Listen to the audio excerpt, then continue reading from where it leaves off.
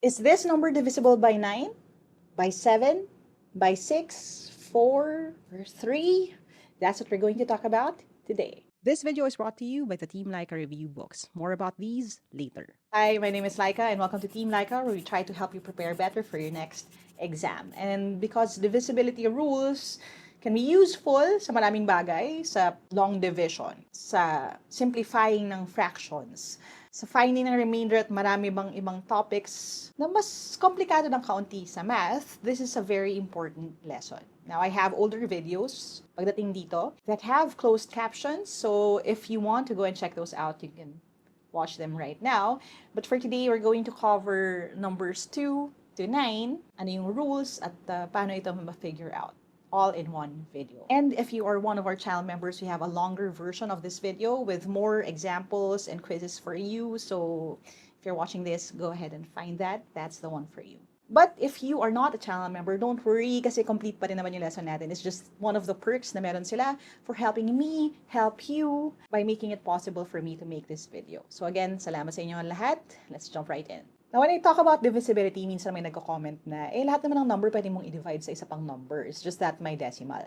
But again, ang definition ng divisibility, whether a number is divisible by another, is that if you divide the first number by the second number, the answer would be a whole number with no remainders, or walang decimal. So, if we say that a number is divisible by 7, which we will talk about later, pag dinivide mo siya sa 7, sa dulo ng buong proseso na ito, walang remainder o hindi mo kailangan gumamit ng decimals. Okay? By that definition, if you have a number like 10, 10 is divisible by 5 but not by 7. Kasi, ang 10 divided by 5 will just be 2, pero ang 10 divided by 7 will be 1 point something something something. Magkakaroon siya ng decimal. Or, magkakaroon siya ng remainder na 3. Kung na-confuse na dito sa process na ito, dito sa buong discussion on long division, we have a separate video lesson nun. Pakihanap na lang kung nakalimutan nyo na yon, okay? But today, we're going to talk about just recognizing kung anong numbers ba ang divisible by a certain number, okay? Mag-start tayo sa pinakasimple, sa 2. Simple lang ang rule dito kasi all even numbers are divisible by 2. So numbers 1 to 10, madaling malaman kung alin ang even. You have 2, 4, 6, 8, and 10. Pero sa bigger numbers, ang rule natin ay titingnan mo ang kanyang last digit. Even numbers are numbers that end with 0, 2, 4, 6, or 8. Ibig sabihin nun, sa isang tingin mo lang, alam mo na if a number is even. If you know that, even if you have a long number like 5, 4, 3, 2, 1, alam mo na agad na this is not divisible by 2. Kasi ang ending number niya ay 1. Hindi 0, 2, 4, 6, or 8. Ibig sabihin, hindi siya divisible by 2. Pero kung meron kang number like 5, 4, 3, 2 lang, with 2 being an even number, nandito siya sa listahan na yan, this number is divisible by 2. Now that you can figure out ng mabilis kung ano yung divisible by 2, paano naman pag by 3? The rule goes like this. If the sum of a number's digits is divisible by 3, then that number is divisible by 3. Yung nasa taas na ito is just another way of writing yung rule. Kung meron kang number na ABC, 3-digit number siya, yung sum ng A, B, at C, kapag dinivide mo sa 3, ay walang remainder, divisible din siya by 3, kahit gaano kalaking number yon. What do I mean by that? If you have a number like 492, and again, kahit ilang digit yan ha, all you have to do is to add yung 4, 9, and 2. 4 plus 9 is 13, plus 2 is 15. So yung 15 na yan ang i-check mo kung divisible ba siya sa 3. So pwede ko siyang i-divide sa 3. This is going to be 5. Walang remainder, which means 492 is divisible by 3. For bigger numbers, you can stack this. Kunyari, example lang ha, a number like 9, 9, 9, 9 is 9, 18, 27, 36. Yun ang sum niya, 36 divided by 3. Mukhang komplikado, 2-digit number yan, pero to figure out kung divisible ba yung 36 sa 3, you can do the same thing again. 3 plus 6 is 9. 9 divided by 3 is 3, walang remainder, which means 36 is divisible by 3, which also means 999, which is 9 plus 9 plus 9, is also divisible by 3. So again, kahit 27-digit number yan, you just need to repeat the process to make sure na divisible nga talaga yung sum niya. Here's another example. If you have a number like 1035, 1035. If I add the digits, 1 plus 0 is just 1, plus 3 is 4, plus 5 is 9. 9 divided by 3, wala naman tayong remainder. This is divisible by 3. If we have a number like 1036, 1 plus 0 is 1, plus 3 is 4, plus 6 is 10. 10 divided by 3 is 3 remainder 1, so hindi na siya divisible sa 3. Again, this works for any number kahit gaano siya kahaba. If the sum of its digits is divisible by 3, the entire number is divisible by 3. Okay? Next, we have by 4. By 4 is a little bit trickier kasi hindi mo na kailangang i-add lahat. Hindi siya biglang tingin din if you're not familiar with your multiples. But over time, through practice, mas magiging madali ito sa inyo. All you need to look at are the last 2 digits of the number. Kasi if the number formed by the last 2 digits of a number is divisible by 4, then that number is divisible by 4. So, if you have a number with the last digits AB, that number formed by AB is all you need to divide by 4 para malaman if the entire number is divisible by 4. Let me show you an example. If you have a number like 528, ano ang kanyang last digits? Yun ay ang 2, 8, or 28. Hindi ko na kailangang isipin yung 5. 28 na lang yung itatanong ko sa sarili ko kung pwede ko ba siyang i-divide sa 4. Now, dahil 28 divided by 4 is 7, wala namang remainder. Ibig sabihin nun, 528 is divisible by 4. Now, kung mayroong sasagot dyan na, i-divide mo lang yung buong number sa 4. Let me show you na kung 528 ang i-divide ko sa 4, I have 3 digits to deal with. Pero kung 28 na lang divided by 4, hindi ba mas madali yun? That may be a few seconds, pero pagdating sa exams, lalo na kung may time limit, those few seconds can be used to answer a different problem. Kaya nga again, mastering your divisibility rules can save you a lot of time, lalo na sa mga nauubusan ng oras pagdating sa exam. Now, gets ko naman kasi 3 digits lang yan. Pero kung ang number mo ay 4,369,852, i-divide ko ba yan ng buo? O titingnan ko na lang yung 52? 52 divided by 4 is 13. Ibig sabihin, divisible siya sa 4. Ibig sabihin, yung 4,369,852 ay divisible din sa 4. Na alam ko yung tumatapos sa isip ng ilan sa inyo, may ganyang tanong ba sa civil service exam? May ganyang tanong ba sa college entrance exam? Now, posible na may ganong klaseng tanong, pero pwede rin na ang tanong is, what is the remainder when you divide this number by 4? Now, if you know your divisibility rules, alam mo agad that the remainder is 0. Pwede rin na hingin ang 25% or a quarter of this number. At dahil alam mong divisible siya sa 4, hindi mo na siya kailangang i-multiply sa 0.25, and instead, you can just go over 4 or divide it by 4, and you will get the answer right away. So again, this is a simple concept na pwedeng gamitin na sa maraming paraan kung alam mo yung tamang diskarte. 4 is a little bit tricky, I know, but this one is really easy. Pagdating sa 5, simple lang. Kung ang ending ay 0 or 5, then that number is divisible by 5. Kung nung bata kayo, kapag nagsiskip counting kayo sa inyong notebook or sa worksheet, nakikita nyo na agad yun, parang lahat ng ito ay alternate na 0 at 5. 10, 15, 20, 25, 30, 35, 40. Yun na rin yun. Kung gusto mo ng example, 3 to 1, hindi 0, hindi 5, so hindi siya divisible by 5.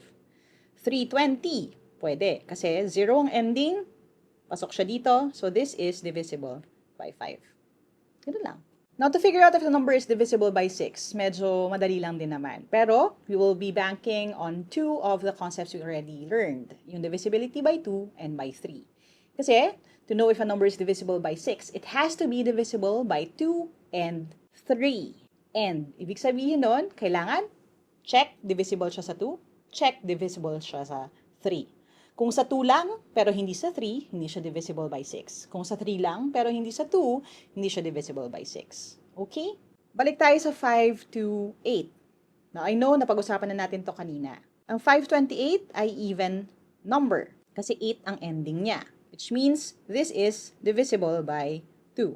Kung i-add ko naman ang digits niya, 5 plus 2 plus 8 is 7 plus 8. So, 15 ay divisible naman sa 3. Walang problema. 5 yan, walang remainder. So, ibig sabihin nun, divisible din siya sa 3. At dahil divisible siya sa 2 at divisible siya sa 3, 528 is divisible by 6. So again, para malaman kung ang number ay divisible by 6, dapat check sa 2, check sa 3. Let's take another example. 2007. Sa una pa lang, 7 ang ending, hindi siya even number. So hindi siya divisible sa 2, which means hindi rin siya divisible sa 6. Kahit na, kung i-add mo ang 2 plus 7 is 9, which makes it divisible sa 3. So again, para maging divisible siya sa 6, dapat okay ka sa 2, okay ka sa 3. Hindi pwedeng sa 3 lang. Gets? This is a great opportunity for me to introduce the Team Laika Review books. And yes, books siya. Kasi we have the practice test booklets. Booklets kasi ang katumbas niya ay 4 na booklets or 4 na sets ng aptitude tests. Each set already has math, language, analytical reasoning, and general information questions. Of course, the answer key, answer sheets so you can practice shading, at more than that, an exclusive QR code that you can scan para makita ninyo kung paano ko sinusolve ang mga problems na ito. It includes discussions on some super secret techniques that I use para siguraduhin makatipid ng oras sa exam at syempre, makapasa. You also have the workbook number 1, hindi siya multiple choice questions pero it's designed to practice your skills para naman ready ka sa fundamentals mo. Skills, techniques, and it's best to use them together. If you're interested, go ahead and message us sa m.me/teamlaika to figure out how we can get these to you. Sa mga bumili na at bibili pa, maraming salamat sa inyo. Thank you for helping me help more people by buying these kasi these help us fund what we do here sa channel na to. Kung hindi dahil sa inyo, it'll be harder for me to make all these free content. So, thank you sa inyong lahat. And now, back to the video.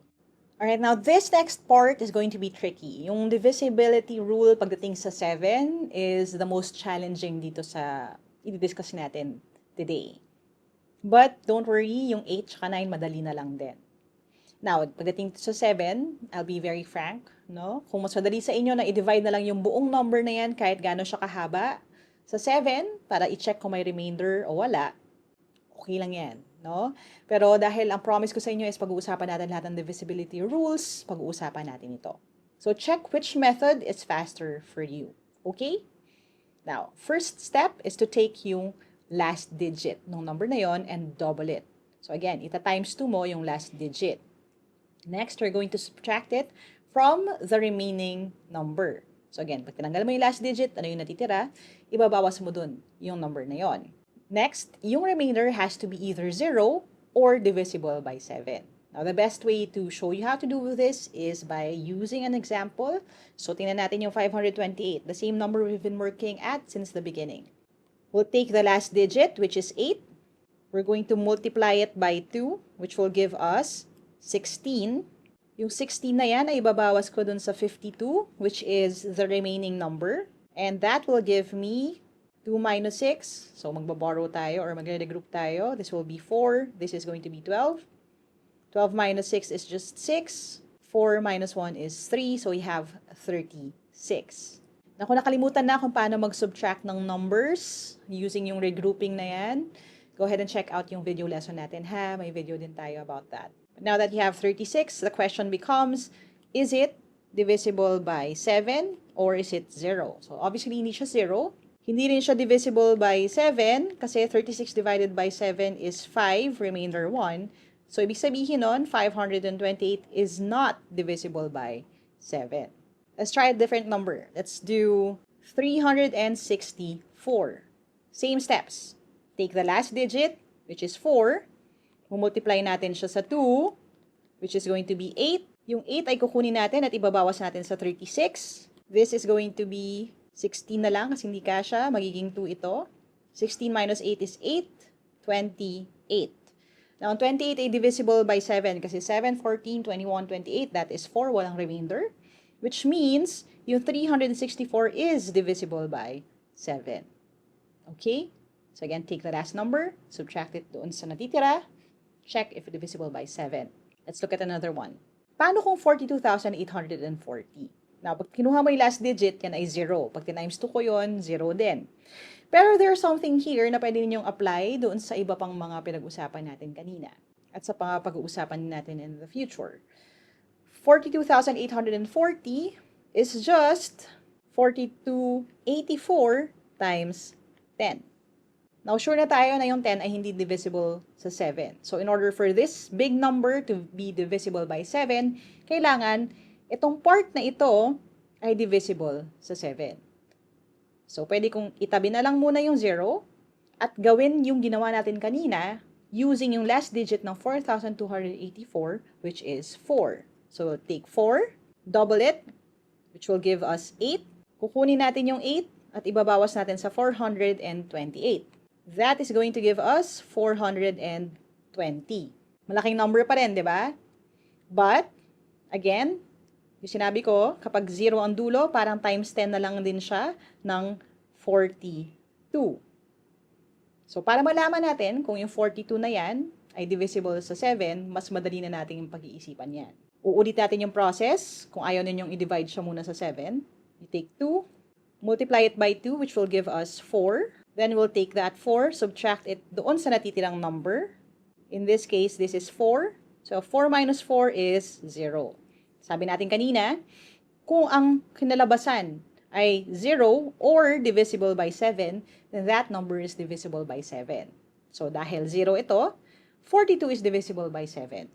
Which means 420 is divisible by 7, 4284 is divisible by 7, and 42840 or 42,840 is divisible by 7.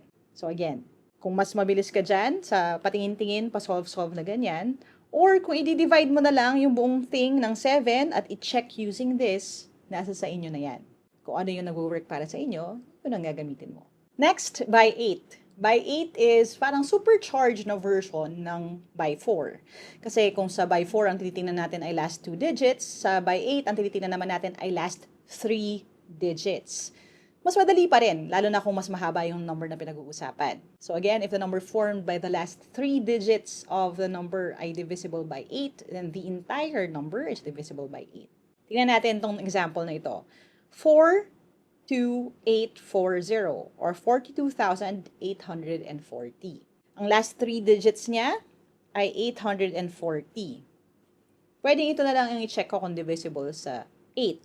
At madali lang niya ma-check kasi this is just 105. So, dahil divisible siya sa 8, divisible din yung entire number by 8. Now, bakit last 3 digits sa 8 at last 2 digits sa 4? Kung gusto nyo maintindihan yung part na ito, you can stay to listen. Pero kung gusto nyo nang tumalon na lang sa divisibility by 9, pwede nyo namang skip yung video, okay? Ang susi dito is yung hundreds at thousands. Pwede kong hatiin yung 42,840 sa dalawang numbers. Ang 42,000 at ang 840. Now, dahil lahat ng number na minultiply mo sa 1,000 ay divisible sa 8, ang iintindihin ko na lang ay yung 840 or yung sukle. Bakit ganon? Kasi ang 1,000 divided by 8 is just 125. Whole number, lahat ng yon. So, kahit na 42 na 1,000, lahat yan. Itong buong 42,000, automatic yan. Divisible yan sa 8. Pero yung 840, hindi na tayo sure. Yun na lang yung kailangan natin i-check. Kasi again, if this part checks out, this has to check out too. Kaya 840 na lang yung kailangan mong subukan. Now, bakit last 2 digits lang tinitingnan sa 4? Similar thing. If pagdating sa 8, we're thinking in thousands, because again, 1,000 is divisible by 8. Pagdating sa 4, we're thinking in hundreds. Pagdating sa 4, we're thinking in hundreds. Kasi naman, ang 100 divided by 4 is just 25. Whole number din siya. So again, kung isa-split ko ang number na ito into 42,800, lahat yan multiple na yan ng 100, and 40, ang kailangan ko na lang intindihin ay yung last 2 digits, 40. At dahil ang 40 ay divisible sa 4, then the entire number is divisible by 4. That is for those who, like me, need to understand the why behind why this works. Okay? Pero kung hindi, tandaan nyo na lang. Basta last 2 digits sa 4, last 3 sa 8. Nandito naman tayo sa 9. One of my personal favorites. Kasi para rin siyang 3. All you need to do is to add the digits ng number. If the sum is divisible by 9, then it's divisible by 9. Kung ang rule sa divisibility ng 8 ay supercharged na rule sa divisibility ng 4, ang divisibility rule naman pagdating sa 9 ay medyo mas leveled up version lang din ng divisibility rules pagdating sa 3. So again, you'll just add all the digits and see if divisible yung sum sa 9. Looking at 42,840, what we need to do is to just add 4 plus 2 plus 8 plus 4 plus 0. This is going to give us 6 plus 8 is 14 plus another 4 is 18. Ang 18 naman ay divisible sa 9 kasi 2 lang naman yung sagot, walang remainder, which means this entire number is divisible by 9. So again, add all the digits. Kapag ang sum ay divisible sa 9, then you're good. Isa pa. 345,921. 3 plus 4 is 7, plus 5 is 12, plus 9 is 21, plus 2, 23, plus 1, 24. So, ang sum niya ay 24. Pag dinivide ko to sa 9, may remainder na yan. Kasi that would be 2 remainder 6. So, ibig sabihin nun, this number is not divisible by 9. Madali lang, di ba? Alright, now it's time for your quick quiz. So, grab a pen and paper, sagutan nyo to, and we'll discuss kung ano yung mga tamang sagot after. Okay?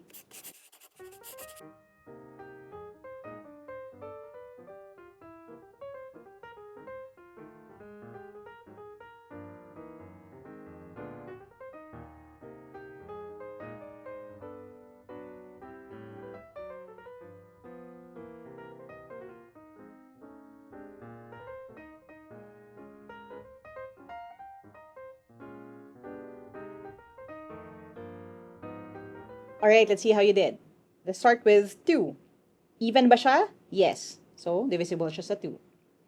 Divisible ba siya sa 3? O, i-add na natin lahat. Magagamit din natin ito mamaya.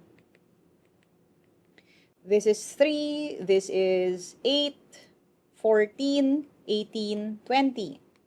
The sum of the digits is 20.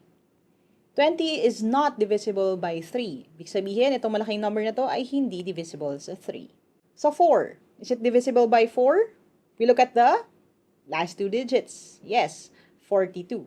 42 divided by 4, may remainder na dalawa. So kung yung 42 ay hindi divisible by 4, this long number, 2,156,042, is not divisible by 4. Sa 5, isang tingin lang. Hindi naman 0 or 5 yung ending, which means hindi din siya divisible sa 5. Let's look at 6. Divisible ba siya sa 2? Yes. Pero divisible ba siya sa 3?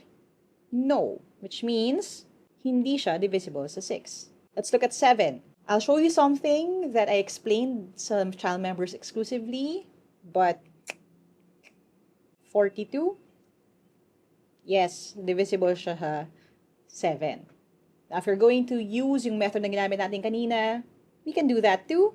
You have 2, 1, 5, 6, 0, 4, 2. Let's take 2 times 2 is 4. So, ibabawas natin yung 4 dito. Matitira sa atin itong number na to na mahaba. 0 yung isa, pwede natin siya i-skip. Ang susunod natin i-double is 6. That is going to give us 12. Ibabawas natin siya sa 215. You will be left with 203. 3 na lang, mas madali na. 3 times 2 is 6. Ibabawas natin siya dito sa 20. We will be left with 14. Dahil ang 14 ay pwede mo nang i-divide sa 7, na walang remainder, 2 ang magiging sagot. Ibig sabihin nun, this is divisible by 7. Okay? Next, titignan natin yung 8. Kung kanina, last 2 digits lang tinignan natin.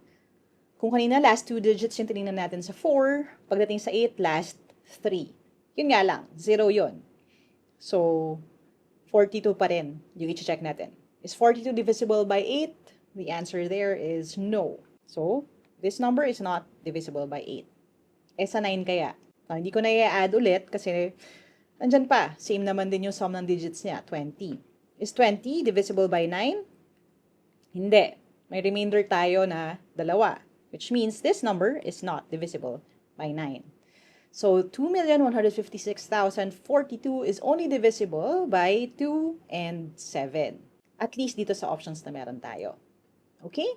So again, it takes time to practice this. Madali lang naman yan. Pwede kayong tumingin sa mga plate number na encounter ninyo sa daan. Figure out divisible ba sa 2, sa 3, sa 4, sa 5, sa 6, sa 7, sa 8, sa 9. And maybe that will help solidify itong konsepto na to sa inyo. Para pagdating sa exam, at lalo na sa mga further conversations pa natin, pagdating sa multiplying by cancellation, sa percentage, sa pag-divide ng number sa long division, magamit ninyo para ma-eliminate yung mga maling options doon sa actual na exam. If there are more topics na gusto ninyong pag-usapan natin in the future, don't forget to comment sa baba. And of course, we have more here that you can start reviewing.